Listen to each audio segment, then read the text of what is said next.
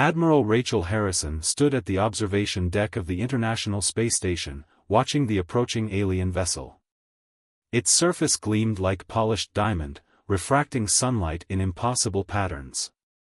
After centuries of wondering if we were alone in the universe, humanity's first contact was about to begin with beings who looked like they were carved from living crystal. "Admiral, they're hailing us," Lieutenant David Patel reported, his dark eyes fixed on the communication console. "The translation matrix is ready." Rachel straightened her uniform and nodded. "Put them through." The holographic display flickered to life, revealing a being that seemed to be composed entirely of translucent, geometric shapes. Light played through its crystalline form in mesmerizing patterns. "Greetings, Earth vessel. I am High Commander Vertex of the Xeraxian Collective," the being's voice chimed like wind through crystal. "We have observed your civilization and believe you may be ready for introduction to the galactic community." Rachel smiled diplomatically. "We're honored, High Commander. I'm Admiral Rachel Harrison of the United Earth Space Force. We welcome the opportunity for peaceful exchange between our peoples." The meeting was going well until Private James Torres sneezed. The reaction from the Xeraxians was immediate and dramatic. Their crystalline forms flickered with patterns of what appeared to be alarm, and High Commander Vertex actually backed away from the communication screen. "By the sacred lattice. Is your crew member experiencing catastrophic cellular breakdown?" Vertex's melodic voice had risen several octaves. Rachel blinked in confusion. What? No, it was just a sneeze. It's a normal human reflex." "Normal?" Another Xeraxian stepped into view, their form tinted with a blue hue. "I am Chief Medical Observer Prism. Are you saying humans regularly experience such violent internal convulsions?" "It's completely harmless," David tried to explain, but his words were cut short when he accidentally papercut his finger on a report. A tiny drop of blood welled up. The Xeraxian command crew erupted into chaos. "Containment breach." Prism's voice rang out in alarm. "Their outer shell has been compromised. Quick, they're leaking their internal fluids." Rachel watched in bewilderment as the aliens frantically discussed emergency protocols. "Please, there's no need for concern. It's just a minor cut dash." "Minor?" Vertex's form had taken on a pale, almost transparent hue. "Your structural integrity has been violated, and you consider this minor? What kind of death-defying species are you?" Over the next hour, Rachel and her crew tried desperately to explain basic human biology to their increasingly horrified visitors. Every attempt seemed to make things worse. "You mean to tell me," Prism said slowly, "that your outer protective layer is not solid? That you are filled with liquid? And you consider this normal?" "Well, yes," Rachel replied. "We're made of organic cells dash." "Organic?" The word seemed to cause physical distress among the Xeraxians. "You mean you're composed of unstable carbon-based compounds? How have you survived as a species?" The situation deteriorated further when David absent-mindedly scratched his arm, and the Xeraxians discovered that humans could purposely interact with their outer shell without catastrophic failure. "They can deliberately manipulate their structural integrity," one of the junior Xeraxian officers chimed in horror. "High Commander, these beings are either insane or possess incomprehensible powers." Rachel was starting to get a headache. The Xeraxians, it seemed, were a crystalline species who viewed any form of biological flexibility or change as a sign of structural failure. The concept of soft tissue, healing, or cellular regeneration was completely foreign to them. "Perhaps," Vertex finally announced, "we should reconsider the parameters of this first contact. Clearly, we need to establish proper safety protocols before proceeding further. The risk of witnessing spontaneous human deterioration is too high for our observers." "We're not going to spontaneously deteriorate," Rachel insisted, but she could tell the aliens weren't convinced. "Admiral," Prism interjected, their crystalline form shifting in what might have been concern. Your species exists in a constant state of cellular flux. You leak fluids, shed your outer layer, and undergo regular internal convulsions. By all known laws of physics, you should not be capable of spaceflight, let alone maintaining structural cohesion. As the Xeraxians retreated to their ship to re-evaluate their contact protocols, Rachel couldn't help but laugh at the absurdity of the situation. Humanity had spent centuries wondering if aliens would view us as primitive, only to discover they actually thought we were terrifying biological impossibilities. Well, David said, applying a band-aid to his paper cut, that could have gone better. Send a message to Earth, Rachel sighed. Tell them first contact was successful, but we may need to prepare for some unique cultural challenges. And maybe stock up on band-aids.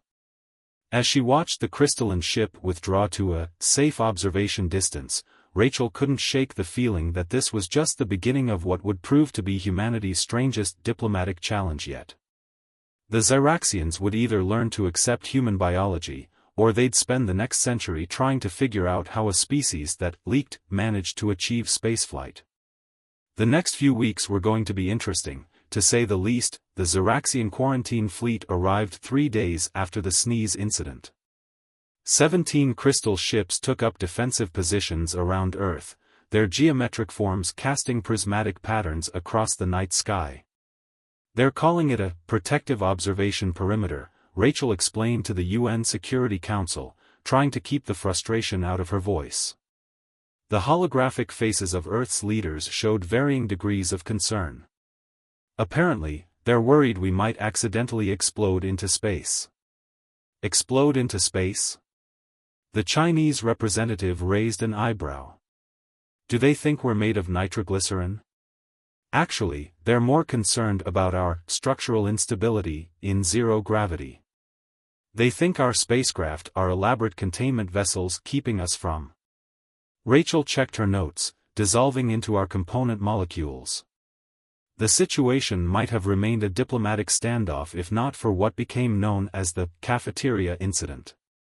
Lieutenant David Patel, whose paper cut had already earned him minor celebrity status among the Xeraxians, was sharing a meal with junior observer Facet in the ISS dining area. The young Xeraxian had been assigned to study human maintenance rituals, what the rest of us called eating and drinking. Fascinating, Facet chimed, watching David bite into a sandwich. You actually process external matter by mechanically breaking it down inside your structure? And this doesn't cause catastrophic system failure? It's called digestion, David explained for what felt like the 1000th time. It's how we get energy to dash. He stopped mid-sentence, his eyes widening. Oh no. What's wrong? Are you experiencing a containment breach? Facet's crystalline form flickered in alarm. No, it's just dash. David barely got the words out before he hiccuped. The sudden movement sent his water pouch floating across the zero-gravity environment. Facet's reaction was spectacular. The young Xeraxian's form literally shattered into dozens of tiny crystalline pieces, each one spinning in perfect geometric patterns while emitting high-pitched tones of distress. Emergency! Emergency! Facet's scattered pieces chimed in harmony. The human is experiencing violent internal disruptions. Possible imminent dissolution. Within minutes, the ISS was swarming with Xeraxian medical observers, each one more horrified than the last. Chief Medical Observer Prism personally arrived to assess the crisis. How long have humans been afflicted with these internal seismic events? Prism demanded, while David continued to hiccup helplessly. It's perfectly normal, Rachel tried to explain. Just a minor muscle spasm of the diaphragm dash. Your species experiences random muscular earthquakes? High Commander Vertex's holographic form appeared, somehow managing to look both fascinated and appalled. And you've achieved spaceflight despite this condition? It's not a condition, Rachel insisted. Look, maybe we should focus on more important matters. Like removing the quarantine fleet? Remove the protective perimeter? Vertex's form shifted to a deep, concerned purple. When your species is clearly at risk of spontaneous internal collapse? That would be criminally negligent. The situation reached its breaking point when David's hiccups finally stopped, only to be replaced by a yawn. The sight of a human momentarily expanding their jaw to what the Xeraxians considered structural impossibility proved too much for their observers. Immediate evacuation. Prism announced, their crystalline form vibrating with horror. All Xeraxian personnel must retreat to safe distance. The humans are demonstrating signs of imminent molecular destabilization. We're just tired, Rachel tried to explain, but the Xeraxians were already retreating to their ships. This is how we prepare for rest cycles. They deliberately induce periods of unconsciousness? Vertex's voice had risen to nearly ultrasonic levels. And they survive this? Within hours, the quarantine fleet had doubled in size. The Xeraxians now insisted on maintaining what they called a minimum safe distance for observation of biological impossibilities. In her quarters that evening, Rachel recorded her daily log, day 15 of first contact. The good news is we've convinced the Xeraxians we're not going to explosively decompress at any moment. The bad news is they now think we're some kind of immortal species that regularly defies the laws of physics. They've requested permission to send a team of their top theoretical physicists to study how we violate conservation of mass every time we breathe. She paused, watching through her window as another crystal ship took up position around Earth. On the plus side, they're so fascinated by our death-defying biological processes that they've fast-tracked our application to the Galactic Council. Apparently, we qualify as a unique phenomenon of cosmic significance. A message flashed across her screen, the Xeraxians were requesting an emergency conference.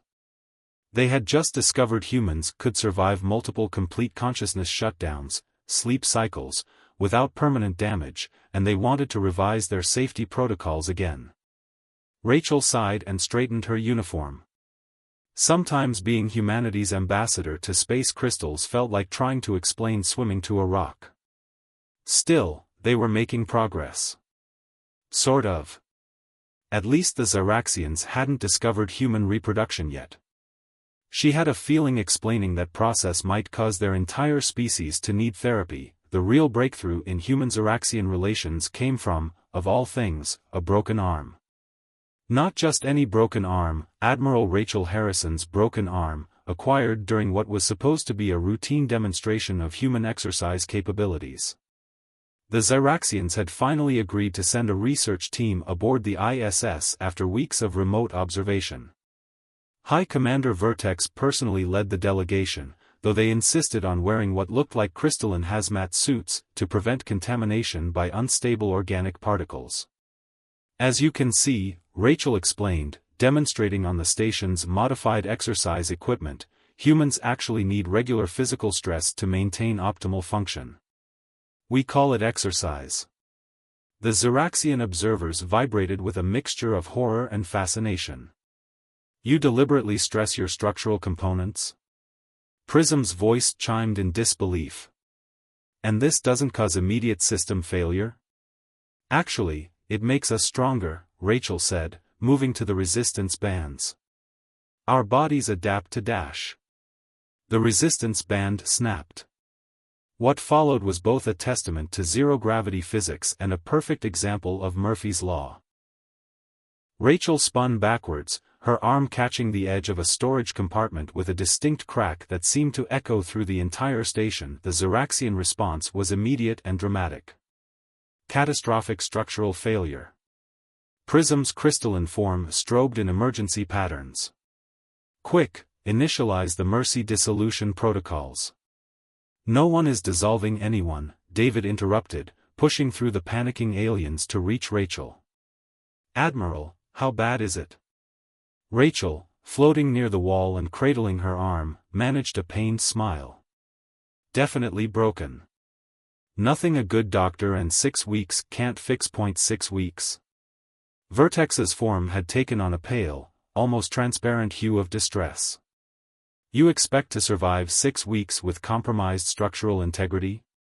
Not just survive, Rachel grimaced as David helped her stabilize in the zero-gravity environment. It'll heal stronger than before. The silence that followed was absolute. Even the usually melodic hum of the Zyraxian's crystalline forms seemed to stop. Stronger? Prism finally chimed, their tone suggesting they weren't sure they'd translated correctly. You're claiming your damaged components will spontaneously regenerate with improved specifications? That's basically how human healing works, yes, David explained. Broken bones often heal denser and stronger at the break point. The research team erupted into what sounded like wind chimes in a tornado, their crystalline forms shifting through colors so rapidly it was almost seizure-inducing. Impossible. Violation of fundamental physical laws. Spontaneous structural improvement? High Commander, one of the junior researchers chimed urgently, this explains the anomalous readings we've been detecting. The humans aren't just maintaining their unstable organic forms, they're constantly regenerating and improving them. Rachel found herself the center of intense scientific scrutiny as the station's medical team set her arm. The Zyraxians documented every step of the process, their horror gradually giving way to something that looked almost like envy. You mean to tell me, Vertex said slowly, watching the cast being applied, that your species not only survives structural damage but uses it as an opportunity for improvement? It's not just bones, David added, realizing this might be their chance to finally break through the Zyraxians' preconceptions. Our skin, muscles, even our nervous system can heal and adapt. It's how we evolve and grow stronger. Evolution through damage? Prism's form had taken on a deep blue hue of contemplation. All this time, we thought your biological nature made you fragile, but it actually makes you adaptable, Rachel finished. Life finds a way to not just survive, but thrive. That's why we're not afraid of a few bumps and bruises along the way. The Zyraxians spent the next several hours in what they called deep crystalline communion, their forms resonating in complex patterns as they processed this paradigm shift. When they finally emerged, Vertex approached Rachel with what seemed to be newfound respect. Admiral, the High Commander chimed solemnly, we may have made a serious error in our initial assessment of your species. What we perceived as structural instability is actually extraordinary resilience. Does this mean you'll lift the quarantine? Rachel asked hopefully. Better, Vertex's form sparkled with what might have been excitement. We would like to propose a formal alliance. Your species' ability to adapt and improve through adversity, it could revolutionize our understanding of existence itself. As the Zyraxians began excitedly planning joint research projects, Rachel caught David's eye and grinned. You know what this means, right? That we're about to become the galaxy's leading experts in teaching crystals about the benefits of being squishy? That, and... Rachel gestured to her casted arm, I might be the first person in history whose broken arm improved interstellar relations. The Zyraxians were still buzzing with questions and theories, their crystalline forms shimmering with possibilities. Humanity's greatest weakness, it seemed, had turned out to be their most fascinating strength. And this was just the beginning. The Zyraxian emergency signal came 3 months after Rachel's arm had fully healed. She was demonstrating her recovered range of motion to an amazed group of crystalline medical researchers when the ISS's communication system lit up with urgent geometric patterns. This is impossible, Vertex's holographic form flickered with distress. Our central colony cluster, it's experiencing cascade deterioration. Rachel leaned forward, noting the unusual fragmented patterns in the High Commander's usually perfect crystalline structure. What kind of deterioration? Our kind doesn't deteriorate, Prism interjected, their form also showing signs of disruption. We are eternal, unchanging, perfect. Their voice trailed off as another geometric pattern rippled through their form. David, who had become something of an expert in reading Zyraxian emotional patterns, exchanged worried looks with Rachel. Those disruption patterns look like microfractures, he whispered. The truth, when it emerged, was devastating. The Xyraxians' homeworld had encountered a previously unknown form of radiation from a passing stellar phenomenon. The radiation was causing subtle changes in their crystalline structure, changes they had no natural mechanism to repair. Our entire species evolved to achieve perfect, stable forms, Vertex explained, their voice chiming with barely contained panic. We replaced damaged units rather than repair them. We never needed to heal, Rachel finished quietly. Because you never expected to need to change. The next few days were chaos. More and more Xyraxians began showing signs of structural instability. Their perfect geometric forms developed tiny imperfections that, without any natural repair mechanism, began to spread. Let us help, Rachel offered during an emergency council meeting. Our scientists might be able to help? A Xyraxian elder's form sparkled with what might have been bitter amusement. You, with your unstable organic forms? What could you possibly teach beings of perfect crystal? Perhaps, Prism interrupted, their usually blue form now showing streaks of anxious white. It is time we reconsidered our definition of perfection. That was how Operation Crystal Garden began. Human scientists and doctors worked alongside Xyraxian researchers, studying the mechanisms of healing and adaptation. The Xyraxians were amazed to discover that even their crystalline structures contained elements that could, theoretically, repair themselves, if they could learn how to activate and control the process. Rachel found herself working closely with Vertex, whose own form was showing increasing signs of radiation damage. The hardest part, the High Commander admitted one day, watching human tissue samples under a microscope, is accepting that change doesn't equal failure. Change is life, Rachel replied, unconsciously rubbing her fully healed arm. Perfect doesn't mean unchanging. Sometimes it means being perfectly adapted to change itself. The breakthrough came from an unexpected source. A young Xyraxian researcher, studying human bone healing, discovered that their crystalline structure shared certain mathematical patterns with the way human bones reformed after breaks. The same principles of natural geometry that guided human healing could be applied to crystalline regeneration. It's not about replacing damaged parts, David explained to a gathering of Xyraxian scientists. It's about teaching your structure to rebuild itself, stronger than before. The first successful test of the new healing protocol was performed on Vertex. The High Commander's damaged crystalline form was exposed to a carefully calibrated energy field that mimicked the mathematical patterns of human cellular regeneration. For 3 tense days, they watched as Vertex's form underwent something no Xyraxian had ever experienced before, natural repair and adaptation. When it was over, the High Commander's crystalline structure had changed. It wasn't the perfect geometric form of before, it was something new, something that shimmered with complex, organic-inspired patterns. How do you feel? Rachel asked. Vertex's form sparkled with colors she'd never seen before. Different. Stronger. More alive. As the healing protocol was adapted for the entire Xyraxian species, something unexpected happened. The very process of learning to heal began to change their society. Xyraxians who had prided themselves on unchanging perfection began to see beauty in adaptation, strength in recovery, and wisdom in transformation. We thought we had achieved perfection, Vertex mused, watching as more of their people underwent the healing process. But perfection isn't a destination, it's the ability to grow, to change, to become more than what we were. Rachel smiled, remembering their first contact and the Xyraxians' horror at human, structural instability. Sometimes the strongest materials aren't the ones that never break, she said.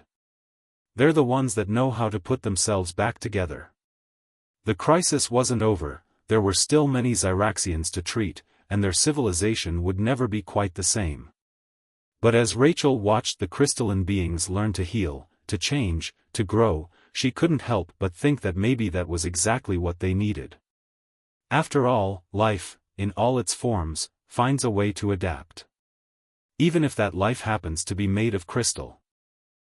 1 year after the Crystal Crisis, the Galactic Council convened for what would become known as the Unity Summit.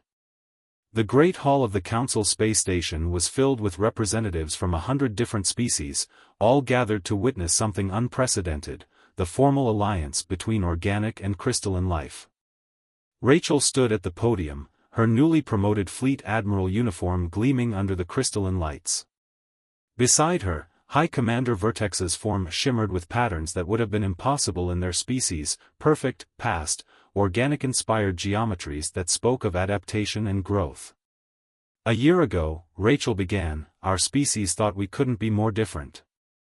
The Xyraxians saw humans as frighteningly fragile, while we viewed them as rigidly unchanging. We were both wrong, and we were both right. The hall hummed with the crystalline resonance of Xyraxian agreement and the murmurs of organic species. David, now a captain, watched from the diplomatic section as human and Xyraxian medical teams presented their findings. The healing protocols weren't just about saving the Xyraxian species, Prism explained, their form now permanently altered with stunning organic crystalline hybrid patterns. They revealed a fundamental truth about life itself. True strength lies not in avoiding damage, but in how we recover and grow from it. The presentation showed side-by-side comparisons, human bones healing stronger at break points, and Xyraxian crystals regenerating with more complex, resilient structures. The patterns were mathematically similar, despite the vast differences in biology. But the greatest discovery, Vertex chimed, their voice carrying through the hall, wasn't about healing at all. It was about evolution.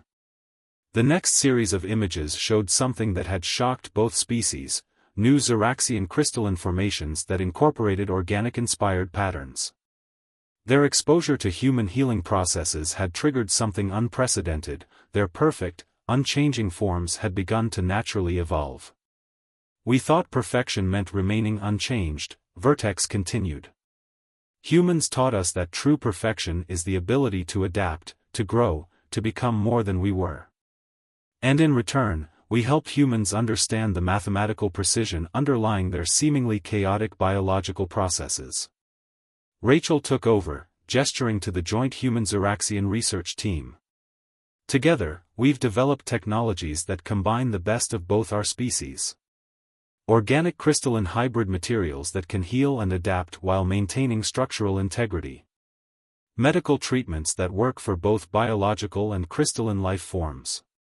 But most importantly, she paused, looking out at the assembled representatives of the galaxy.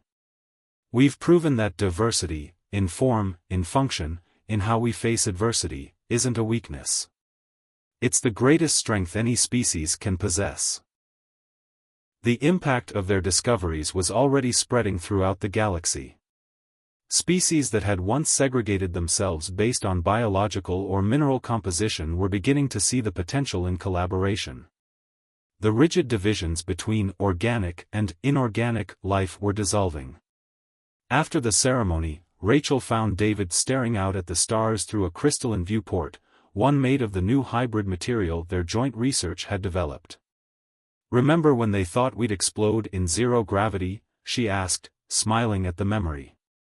"Now they're incorporating our structural instability into their architecture," David laughed, tapping the viewport. "Who would have thought our ability to bleed and heal would revolutionize galactic engineering?" "Life adapts," Rachel mused. "Even crystal life, apparently." Speaking of which, they turned to watch a group of young Xyraxians practicing what they called controlled imperfection, deliberately introducing minor structural changes to strengthen their forms. It was the equivalent of human exercise, something that would have been unthinkable a year ago. "We thought we were teaching them about healing," David observed, "but we ended up teaching each other about life itself." High Commander Vertex approached, their form now permanently altered into something that was neither traditionally Xyraxian nor traditionally organic, but beautifully both. "The galaxy is changing," they chimed. "Species that once feared each other's differences are learning to see them as opportunities for growth." And to think, Rachel smiled, it all started with a paper cut and a broken arm. Perhaps, Vertex's form sparkled with what had become their version of laughter. The universe has a sense of humor. Or perhaps it simply knows that the strongest bonds are forged between those who learn to heal together. As they watched the stars through the hybrid viewport, Rachel reflected on how far they'd come. The Zyraxians had feared human fragility, only to discover that what they saw as weakness was actually incredible strength. Humans had dismissed Zyraxian rigidity, only to find profound wisdom in their pursuit of perfection. Together, they had discovered something greater than either species could have achieved alone, the perfect balance between stability and change, between structure and adaptation, between being and becoming. The galaxy would never be the same. And that, they all agreed, was perfectly imperfect.